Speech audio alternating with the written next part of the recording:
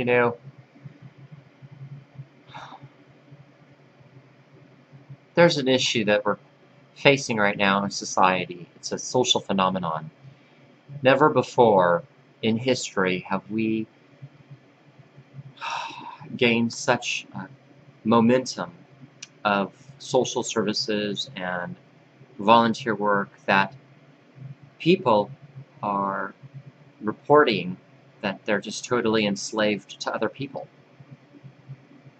And, you know, volunteer and, you know, if you're poor, you know, still give food to the hungry. And there's this guilt that people feel just from breathing.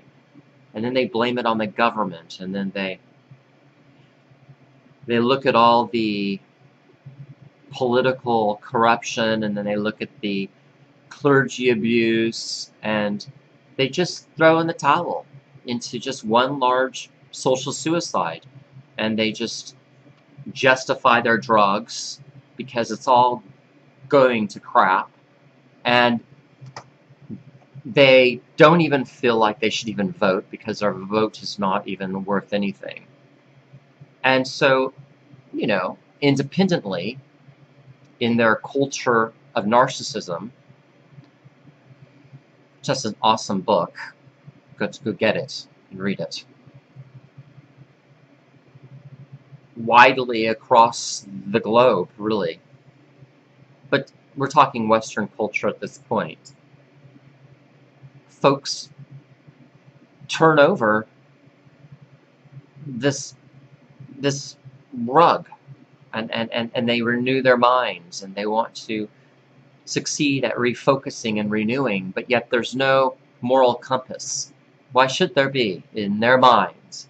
Because moral relativism and ethical relativity is argued depending on what abuse you have gone through versus somebody else's abuse. One person may say it's social justice and it's moral and it's fair to go out and molest children because your name is Jerry Sandusky and you're in a position of power at Penn State in the athletics department, and your wife is covering for you and you're getting away with it, and nobody's even saying anything because maybe, I mean, somebody else might say, dude, that's corrupt. Dude, that's complete satanic. So when it comes to moral relativism and turning over a new leaf or a rug, that's a big job if you don't have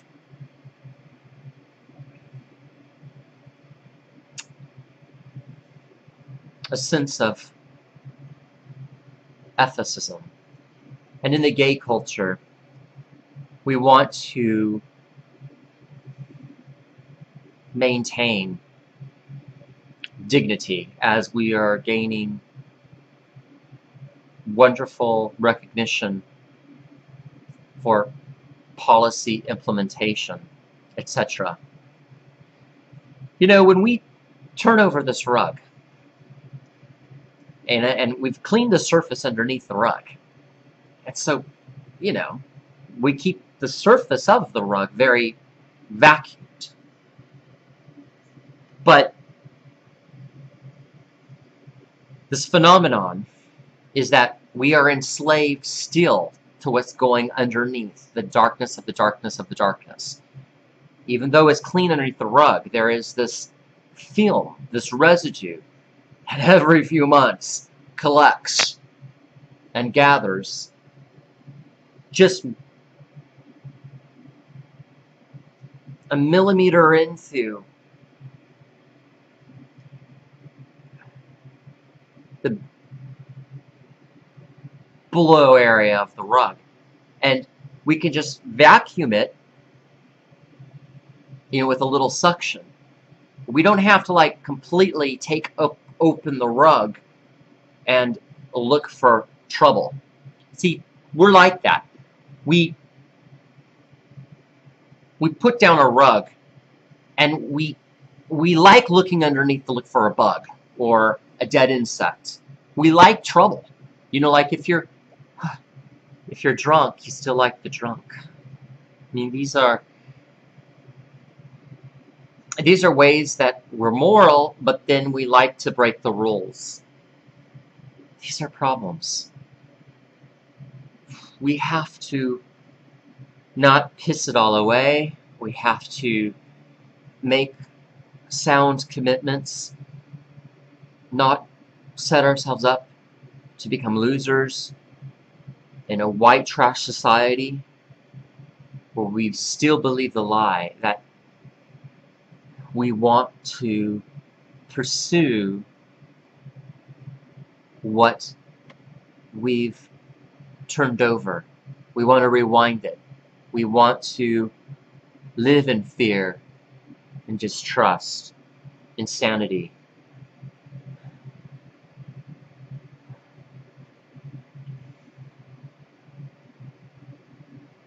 These things holding people back.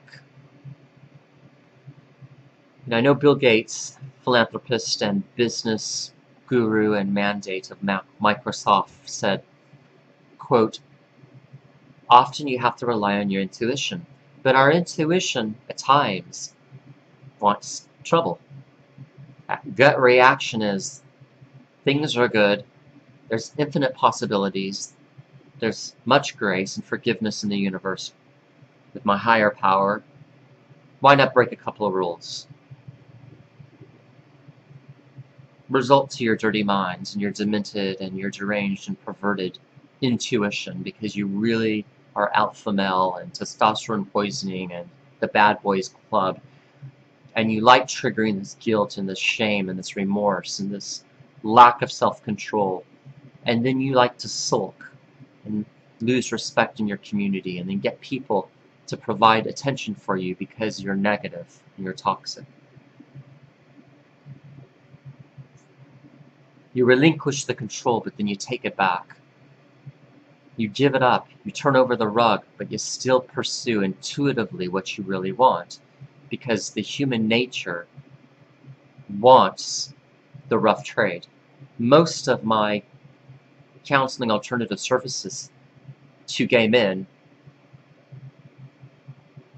much discovery with that, was always the gay man likes rough trade. I mean, I tell them what American essayist and lecturer and poet, as well as politician who led the transcendentalist movement, Walden, well, that's actually Ralph Waldo Emerson, quote, "What lies behind us and what lives before us are teeny matters compared to what is within us." You know, I can't even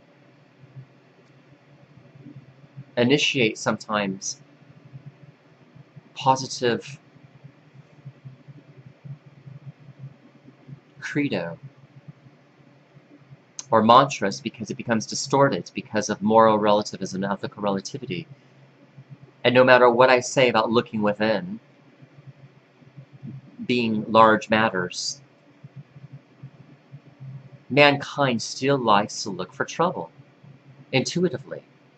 It's something about appealing himself to some socio-intellectual journey, liking to play God. You know, you just laid out new carpet or a rug, and you still want to play God and create battle. You know, the battle belongs to the Lord, not me, I'm Tyler Lord Hamilton, but the Lord Jesus Christ. His yoke is easy, his burden is light. You know, surrender it to the cross. You know, that's the whole beauty of the gospel of Jesus Christ. We've really got to look at this in our communities, because, you know, there's a difference between reaction and responding. You can get somebody perfectly sane who's responding to the negativity and creating total hell. We want to start a special work where we can go beyond that human condition and make those commitments to turning over another leaf, just turning things over, and not self-sabotaging everything, because we're spoiled.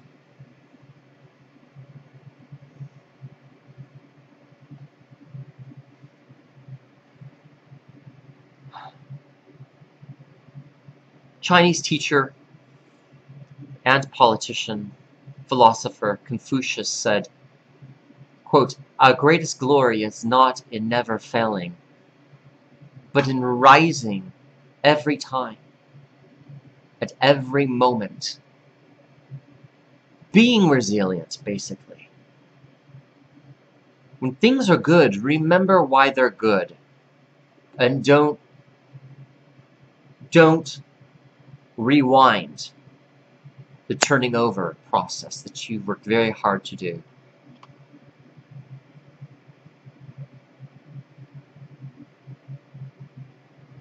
I wish you the best of luck to your commitments, to your community. Because of technology, in this case, your safer global community.